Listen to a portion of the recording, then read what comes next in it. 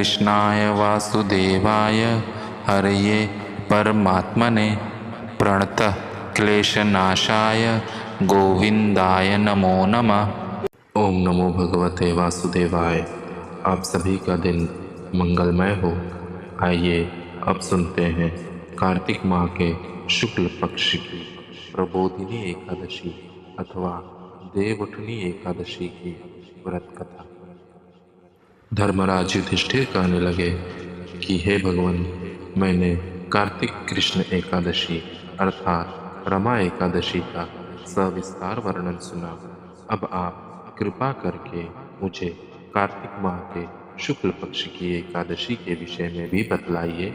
इस एकादशी का क्या नाम है, इसके व्रत का क्या विधान है, इसकी विधि क्या है, इसका व्रत करने से किस फल की प्राप्ति होती है, कृपया यह सब विधान पूर्वक कहिए। भगवान श्री कृष्ण बोले, कार्तिक माह के शुक्ल पक्ष में तुलसी विवाह के दिन आने वाली इस एकादशी को विष्णु प्रबोधिनी एकादशी, देव प्रबोधिनी एकादशी, देवोत्थान, देव उथव एकादशी, देवउठनी एकादशी, कार्तिक शुक्ल एकादशी तथा प्रबोधिनी एकादशी भी कहा जाता है। यह बड़े बड़े पापों का नाश करने वाली है।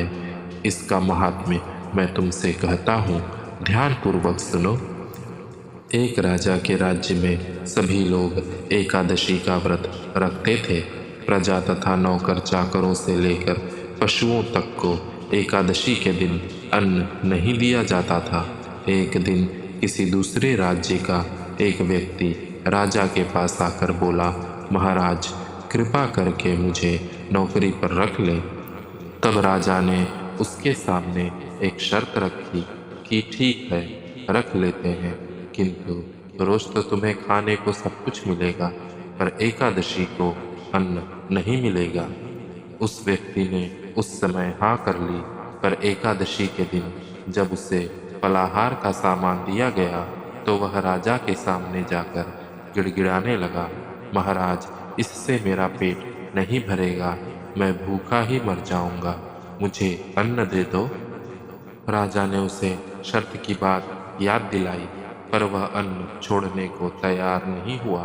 तब राजा ने उसे आटा, दाल, चावल आदि दिए। वह नित्य की तरह नदी पर पहुंचा और स्नान कर भोजन पकाने लगा। जब भोजन बन गया तो वह भगवान को बुलाने लगा, आओ भगवान, भोजन तैयार है।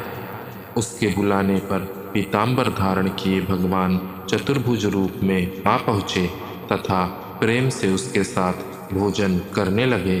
भोजन आदि करके भगवान अंतर्ध्यान हो गए तथा वह अपने काम पर चला गया। 15 दिन बाद अगली एकादशी को वह राजा से कहने लगा कि महाराज, मुझे 2 गुना सामान दीजिए, उस दिन तो मैं भूखा ही रह गया। राजा ने कारण पूछा तो उसने बताया कि हमारे साथ भगवान भी खाते हैं, इसलिए हम दोनों के लिए ये सामान पूरा नहीं होता। यह सुनकर राजा को बड़ा आश्चर्य हुआ। वह बोला, मैं नहीं मान सकता कि भगवान तुम्हारे साथ खाते हैं। मैं तो इतना व्रत रखता हूँ, पूजा करता हूँ, पर भगवान ने मुझे कभी दर्शन नहीं दिए। राजा की बात सुनकर वह बोला, महाराज, यदि विश्वास न हो तो साथ चलकर देख लें। राजा एक पेड़ के पीछे छिपकर बैठ गया। उस व्यक्ति ने भोजन बनाया तथा भगवान को शाम तक पुकारता रहा, परंतु भगवान न आए। अंत में उसने कहा, हे भगवान, यदि आप नहीं आए तो मैं नदी में कूदकर प्राण त्याग दूंगा। लेकिन भगवान नहीं आए। तब वह प्राण त्यागने के उद्देश्य से नदी की तरफ बढ़ा। प्राण त्यागने का उसका दृढ़ इरादा जान शीघ्र ही भगवान ने प्रकट होकर उसे रोक लिया और साथ बैठकर भोजन करने लगे। खा पी कर वे उसे अपने विमान में बिठाकर अपने धाम ले गए। यह देख राजा ने सोचा कि व्रत उपवास से तब तक कोई फायदा नहीं होता जब तक मन शुद्ध न हो। इससे राजा को ज्ञान मिला।